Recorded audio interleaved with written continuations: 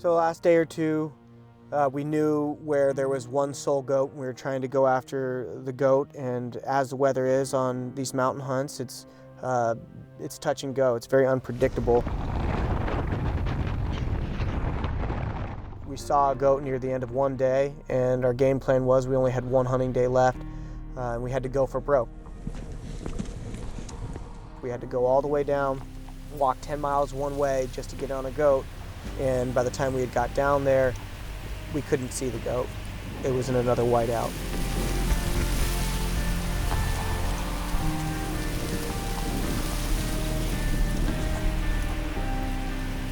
We made an attempt to go up the mountain hoping that the weather might clear, which was against our better judgment, but you can't kill a goat from the bottom of the mountain. So we went up and we got on top of the mountain. The weather didn't clear. We made it to the top of the ridge, and we're gonna call it. We can't see anything.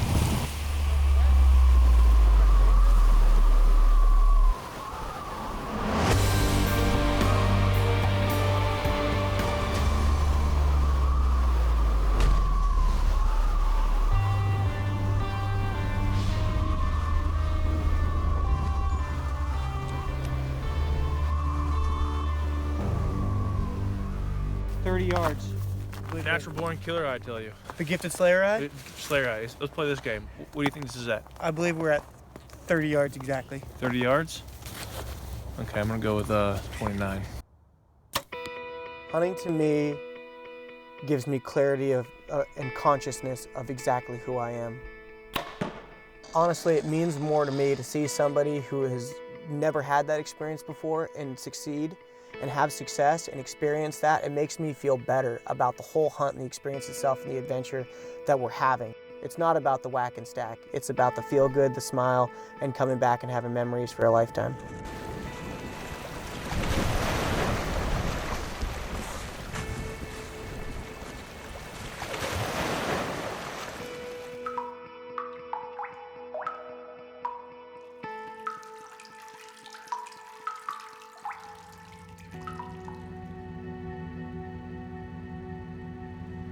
So flying in, coming into the hunt, flying in, seeing this beautiful hunting area, we touched down, we jumped out the airplane and immediately threw some glass on the hillside and saw goats. There was, we counted 13 goats right off the bat. It's hard to set up camp with the excitement right when you get here. I'm already whispering. And it looked like we were about to have a great hunt. Seeing that many animals in that short a period of time, you know that you're gonna see more. So at that point, the weather was looking a little touch and go, where you wanted to get your tent up as quickly as you could. You can't hunt the same day you're airborne in Alaska. Just doing my checks. So you set your tent up and you dive in, you hunker down, you eat some food, and you get ready for a big day. There we go.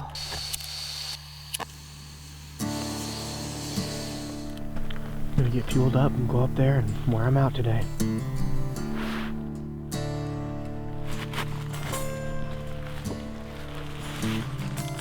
So I've already done the pre-ritual right here before I got out of bed, but I've got some field wipes.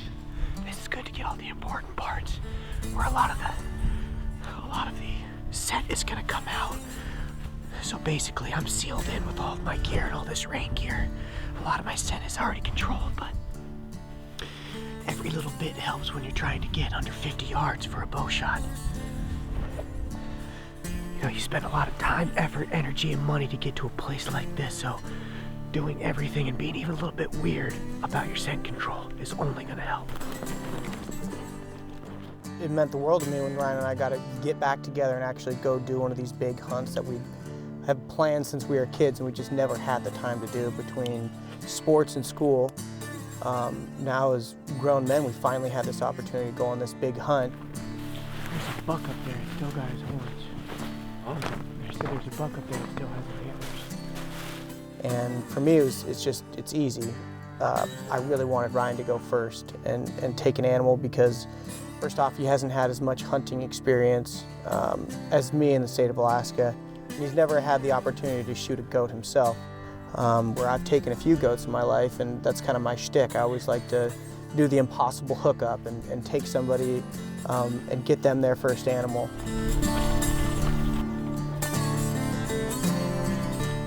About halfway up the mountain, the guys spotted goats. Nannies.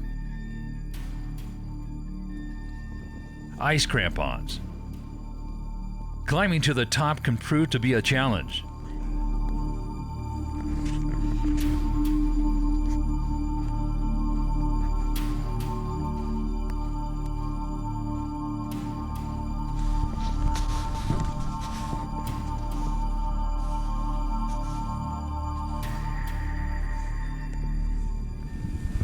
We summited the mountain and we cannot find the goats.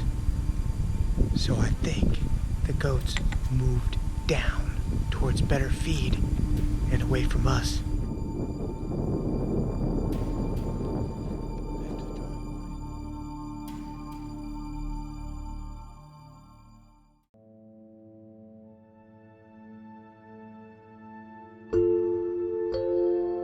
Alright, now we definitely got a billy over here. Now we're allowed to shoot billy or a nanny, but they encourage you to take billies. That's just for the population. If you take a nanny out, basically it takes a nanny 5 years to reach maturity enough to have offspring. So they encourage you to take billies. The more billies you take, the faster the population grows.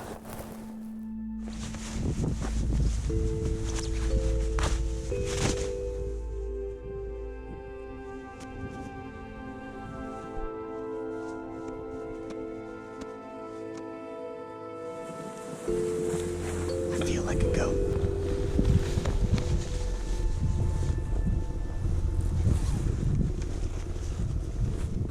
Not only was that goat all by itself, but we could see that it was limping around, and that's kind of, from a conservation standpoint, that's pretty easy to go after a lone goat by itself after a long winter that has a broken or maimed leg and has not the highest chances of survival. With Ryan, it was a blast. We had a game plan that we put in play before we even got there, and it just worked out exactly how it worked out. I had the bow, and if I could get a shot at one with a bow, then perfect. If I couldn't, then he was going to be in a rifle position where he could take the shot. Okay, he's gonna get set up right there. I'm gonna help set the cameras up, and then I'm gonna go up and around.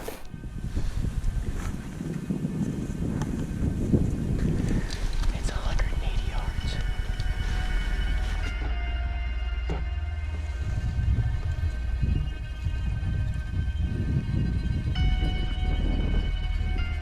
"180 yards. Too far for a bow shot."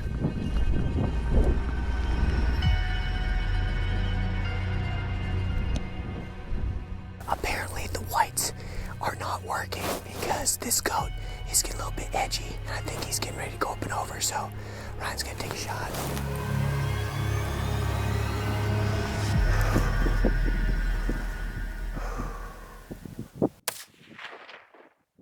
Hit. Okay, he went up and over the ledge. Nice shot, Ryan. Looks like we got a billy down. We're gonna go up and go grab him. There's more goats in the area, so we're still trying to be quiet and maybe get one with the bow.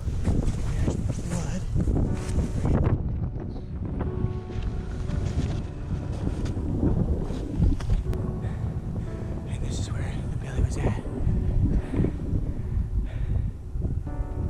What do we got, mister? What we got here is where the bullet struck him. You can see where there's some blood splatter up close, and then farther away you can see more blood splattering from the projectile. Okay.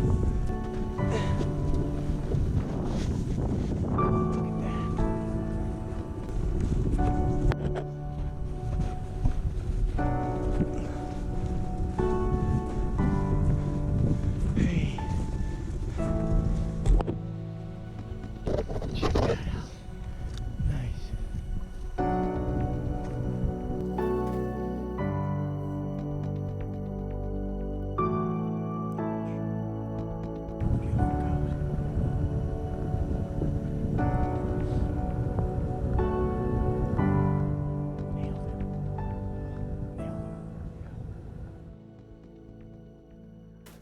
Whoa. An inch and a half deep almost in some places. It seems like the nastier the terrain, the nastier the weather, they just love it. The more they love it. Yeah, I mean, They're built for it. That is just weird. It feels like fat under there almost. right? It's like a so thick. air mattress under there. I mean, you've killed many goats Yeah. in the fall time. Yeah. How does this hide compare to the fall? It's much thicker. This is much thicker. It's just got like a bounce, so when you push it, it pops back out. I mean, generally speaking, in the fall they have longer hair, but right now in the winter they've got this overcoat, and then they've got this undercoat, which is just cool. Beautiful.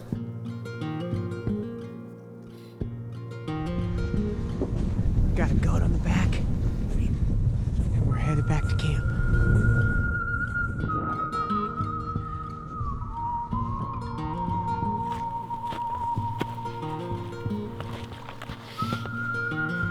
Now what I do to cook this, Ryan, instead of making a fire, I just jet boil it, and I make a pho. Have you ever had the Mountain Man pho? I have not had your mountain man pho.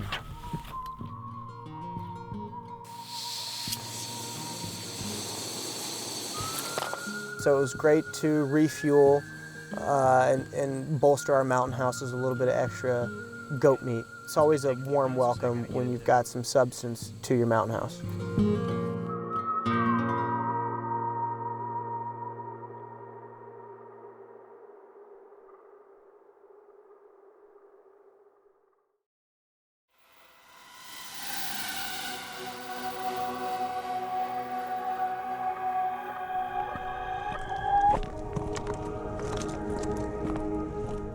From the beach, we saw that there was a billy that was amongst this very large group of goats. And we could see in that group of goats, there was nannies and there was kids. And there was one billy. He didn't look like he was a monster billy. It looked like he was a submature billy, but he was still a billy. And he was gonna be all my billy, and I would be very happy with him to shoot him with the bow. So we had to hike down the beach about 6 miles just to get out of their sight before we come around the backside and come up over the top of the mountain. Only problem with that is when you have 18 animals that all look like each other, it's hard to pick out the billy versus the nanny. On the stalk, and there's eyes everywhere. The reason it's hard is because you just left them and you disappeared, so you can't keep your eye on that individual animal. So essentially you're gonna come over the top blind. We've officially reconned this entire area. And the only goats that we found are right here. They've all been pushed down to here. What we've seen is that there's one billy and a whole bunch of nannies with kids. Yeah. And there's one dominant billy. There's a lot of eyes, and it's gonna be tough to get a bow shot.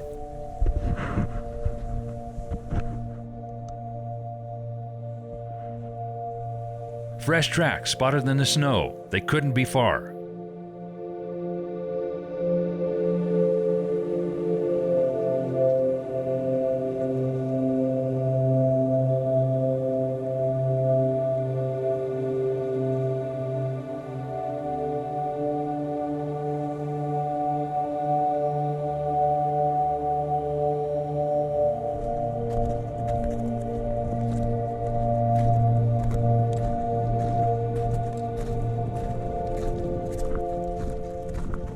Came over the top blind, and we were right there within bow range of all these goats. What do? I see the first one, so I come to draw because I've got a very small shooting window where all these goats are going to be passing by. So when I come to draw, I realize it's a nanny. I'm not here to shoot a nanny. I'm here to shoot a nice billy. And I don't see the billy in the group. So I let down, and all the goats walk by, and what we didn't see is the goat was already out ahead of the group, and that billy was getting away.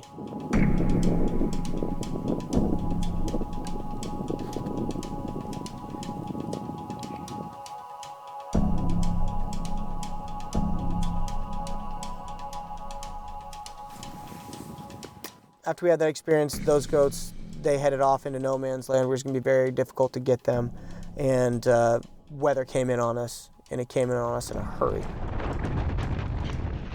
We were up on top of that earlier today, and then the weather rolled in.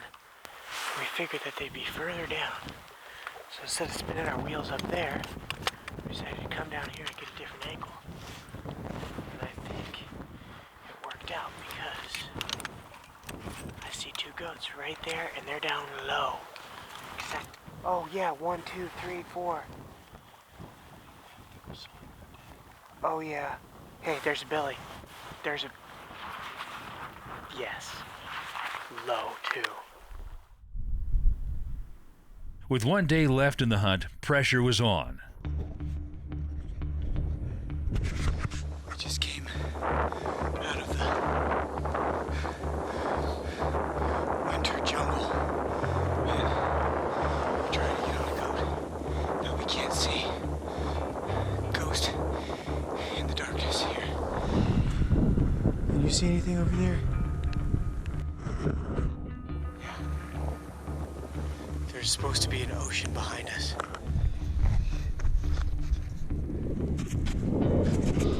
When you go on these goat hunts, you gotta not only trust your hunting partner to go out there and find the animal and come back with you, but you gotta trust them if you slip and you fall, that they're responsible enough and strong enough to be able to get you out of a bad place. Because these are, no joke, dangerous hunts. And being able to have that trust in your hunting partner is paramount to coming back not only successful with your lives, but successful with animals.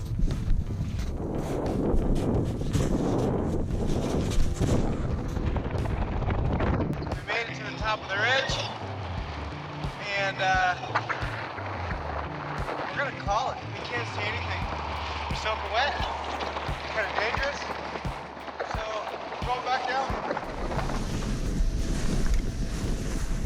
So we lost 1.5 hunting days to bad weather, where you couldn't even see the mountains, and there's no point in going up the mountain in a whiteout chasing a white animal. It just doesn't make sense.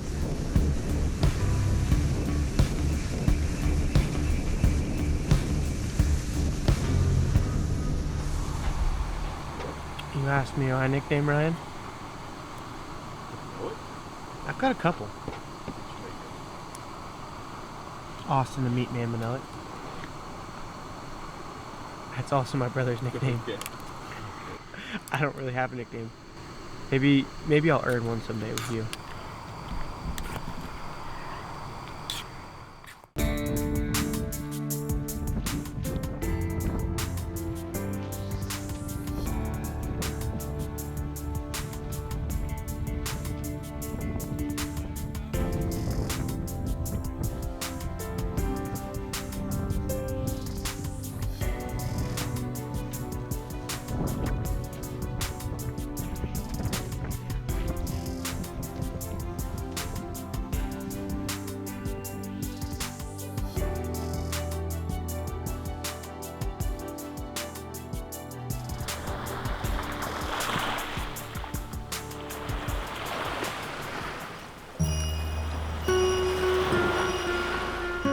Kodiak Island, beaming with life.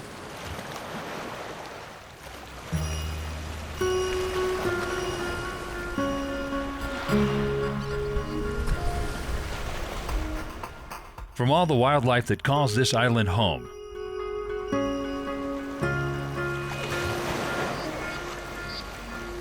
to the breathtaking scenery you won't find anywhere else.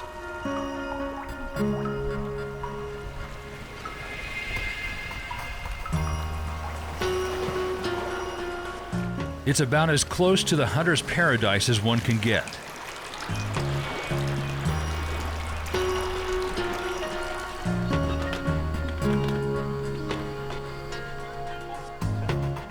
With time running short, one last attempt is made up the mountain.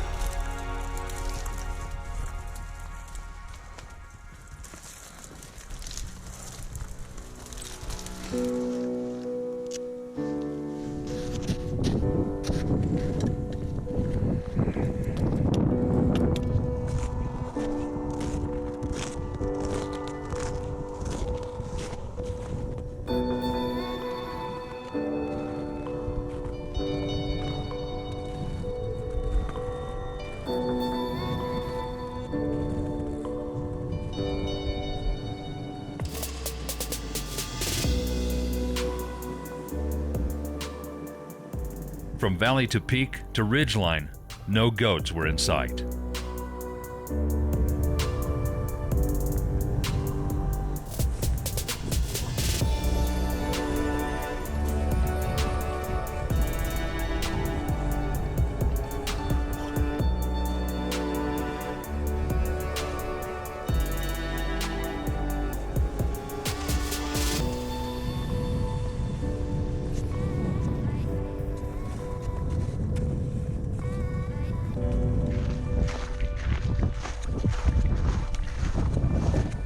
With Alaska's quick-changing weather, a storm was rolling in.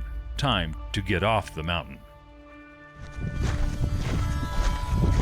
Quick. That is coming in real quick.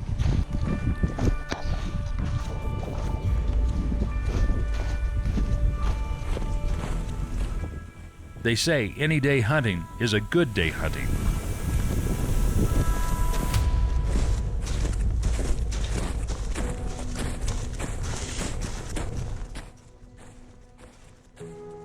Kodiak Island. A true adventure, an experience you'll remember for a lifetime.